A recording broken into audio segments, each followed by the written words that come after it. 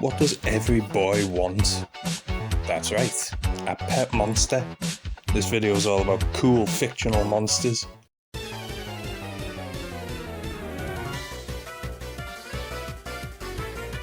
First up, Pokémon.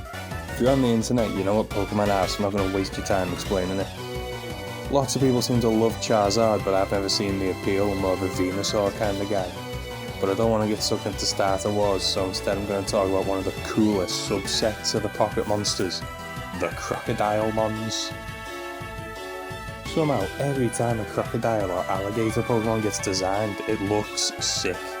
Get onto the Totodile family, everyone's a masterpiece. I literally can't not choose them in gold and silver. Sorry Cyndaquil, but Totodile's far too cool.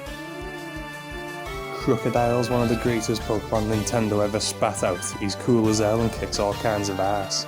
It's also part ground type, which is best type in the game. Genuinely sick creature, well done Game Freak.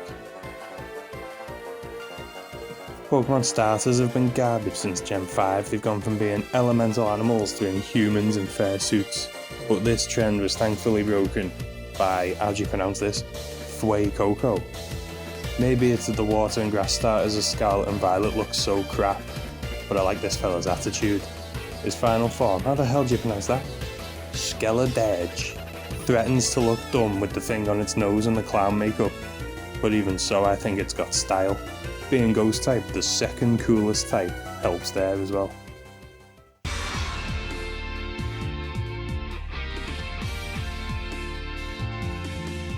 Digimon is Tamagotchi for boys, and that shines in some of these designs. This franchise has some of the sickest creatures I've ever seen. Look at this truck dinosaur, for God's sake.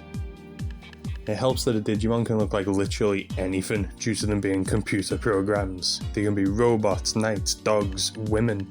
I hate when they're like a cool dinosaur and the final form is just some dude. It's the worst move they can make, but they seem to do it very often.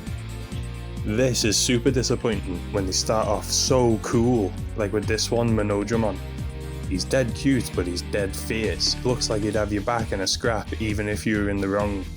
He's like the key dragon Digimon, because he can become a variety of other kinds of dragons, including lame ones like this Dragon Man Strike Dramon, and cool ones like this Davidramon.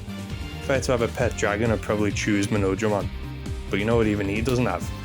A gun. This is Commandramon, and he's like an SAS dinosaur. If the army handed these bad boys out at recruitment, I'd have signed my life away years ago. Love the modern warfare camo skin and his boss little helmet. But even better is his evolution. This is High Commandramon, and I would not 1v1 him on Rust. They took the already cool Metal Greymon and somehow made him even cooler. My favourite thing about this one is that he debuted this year, showing that humanity can still make cool stuff. Maybe we didn't peak in the 90s after all.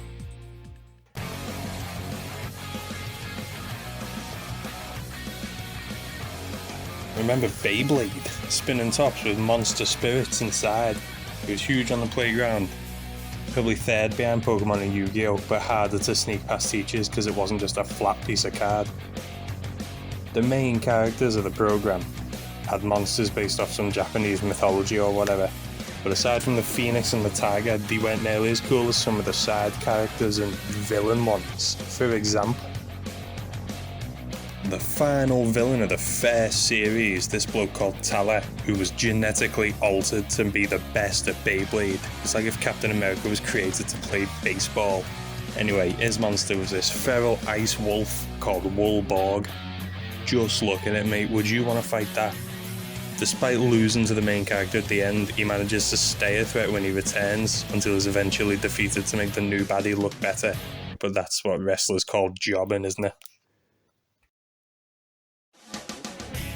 Remember when I said that the main character monsters only have two cool ones, the Phoenix and the Tiger? Well, even they're crap compared to their cyber equivalents. Halfway through Season 2, the main cast's bit beasts get copied and the villains unleash mechanical versions of their legendary beasts on them. Coolest of these is Cyber Dranza. If the name didn't clue you in, it's a robot version of the coolest main monster, Dranza. And I still think it's cool when franchises make evil versions of the main characters. And if that evil version happens to have a sick paint job, more power to them. Cyber-Dranza's also got the best fight in the entire show when it takes on the real Dranza. Overlooked series overall, I reckon, especially with monster designs. That'll do for today, but there's obviously loads of other franchises I haven't even discussed, like Yu-Gi-Oh!